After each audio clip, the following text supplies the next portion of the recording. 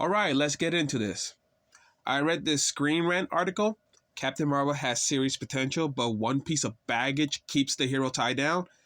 And I have questions.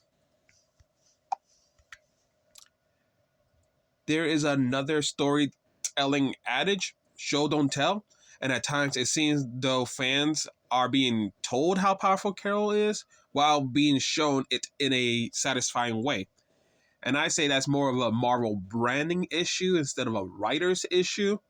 So blame Marvel. Blame Marvel's leadership.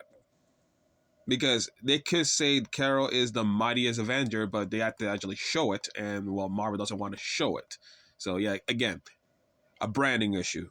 Marvel's fault, not the writers. Take Omen, for example. The villain introduced in last year's Captain Marvel series from Alyssa Wong, which many fans would say was arguably her best series yet. No, it wasn't. Arguably, in my opinion, yeah, Alyssa Wong's run is the worst Captain Marvel run yet. Not because of its quality, but because in this Captain Marvel run, Carol Danvers is not the main character. It's Yuna Yang. This is Yuna Yang's story, and Captain Marvel is there to be a glorified sidekick to her, to be the plot armor, the plot device, and ultimately the muscle that defeats the big bag in the end. This is Yuna Yang's story, Yuna Yang's villain, and Yuna Yang's character development. Nothing substantial really comes out of this for Carol Danvers. And The Omen, just read The Omen, who The Omen actually affects, and yeah, you will know that it's more Yuna Yang's story, Yuna Yang's villain, than Carol Danvers. All powerful protagonists have their drawbacks. Like Iron Man, Thor, and Hulk, but yet great stories are made out of them. So, again, it's like, this really doesn't apply when other characters have done it fantastically. Captain Marvel's power level as of now ranks among literal gods. Creating a story where she remains relatable isn't impossible, but it certainly presents a challenge for writers. Well, Kelly Thompson was able to accomplish this, but I guess Alyssa Wong wasn't up for the challenge. Since she didn't write a Carol Danvers story, she wrote a Yuna Yang story, which is more of a Black Cat-esque story. In a sense, Captain Marvel's blessing in becoming an all-powerful being might be a curse for writers struggling to put obstacles in her way. Well, it's not difficult for people who write about Iron Man or Thor or Hulk.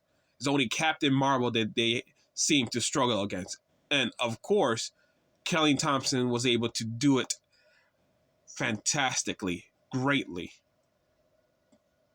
Again, it's like, you're really not making a case.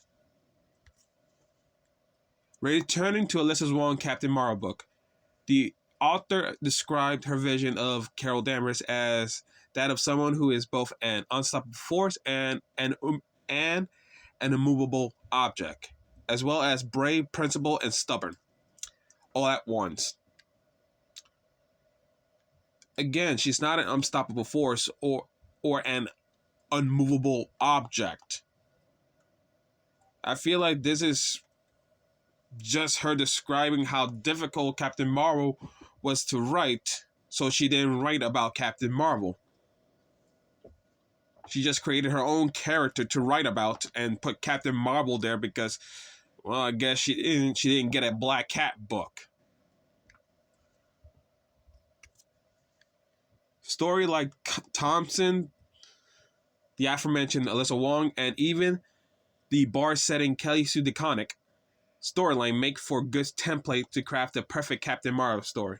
Yeah, in the case of Alyssa Wong, the perfect Captain Marvel story is a story not about Captain Marvel, Carol Danvers.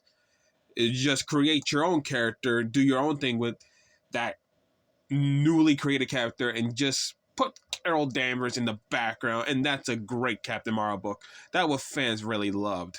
That's why Kelly Thompson got 50 issue in her run, and Alyssa Wong got 10 issues in her run.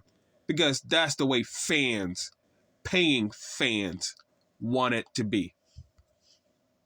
And yeah, those are all my criticisms about this Screen Rant article, which I feel like is just more of insulting Captain Marvel than actually criticizing and trying to point out ways to actually improve the character's writing.